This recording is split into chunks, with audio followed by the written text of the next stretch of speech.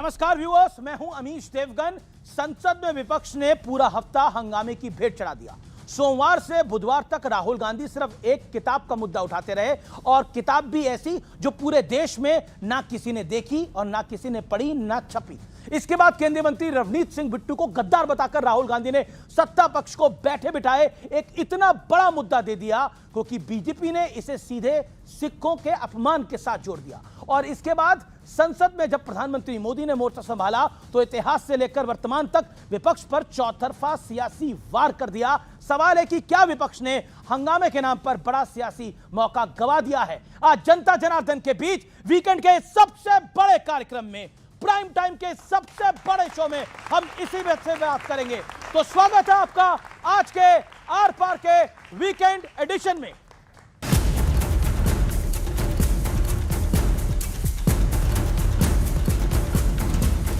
संसद के पहले 10 दिन जोरदार हंगामे के नाम रहे।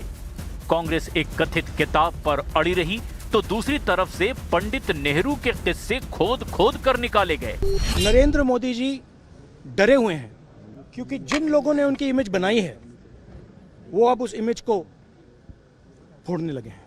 पहले एक किताब पे चर्चा हो रही थी, अब 41 किताबों पे चर्चा हो रही है। एक व्यक्ति के कारण, केवल एक व्यक्ति के कारण, राहुल गांधी जी के कारण पूरी की पूरी संसद जो है वो ठप है।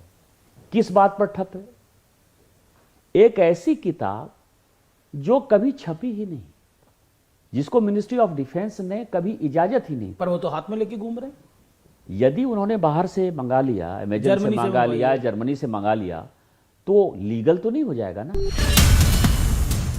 गुरुवार को पीएम मोदी ने मोर्चा संभाला और पूरे विपक्ष को लपेट लिया।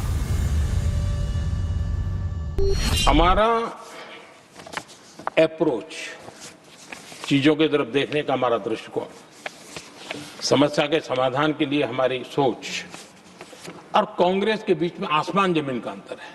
कांग्रेस देशवासियों को ही समस्या मानती है। हमारे देश में घुसपैठियों को बचाने के लिए अदालतों को तब तक प्रेशर पैदा किया जा रहा है। जिनकी पूरी सरकार शराब में डूब गई, जिनके शीश महल घर घर में नफरत का कारण बन गए, और शायद उनको ब्लैक शब्द ज्यादा पसंद है। एक रिप्लाई भी उन्होंने नहीं दिया। मेरे को 2-2 किलो गालियां देते हैं।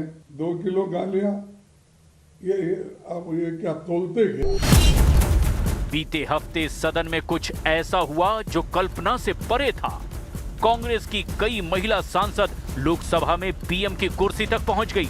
आरोप लगा कि कांग्रेस कुछ अप्रत्याशित करने की तैयारी में थी। मेरे पास पुख्ता ऐसी जानकारी आई कि कांग्रेस पार्टी के कई सदस्य माननीय प्रधानमंत्री जी के आसन पर पहुंचकर कोई भी अप्रत्याशित घटना कर सकते थे। अगर ये घटना हो जाती तो ये अत्यंत अप्रिय देश के लोकतांत्रिक परंपराओं को तार तार कर देता। इस हफ्ते संसद में एक और घटना हुई जिसने संसदीय मर्यादा का स्तर गिरा दिया।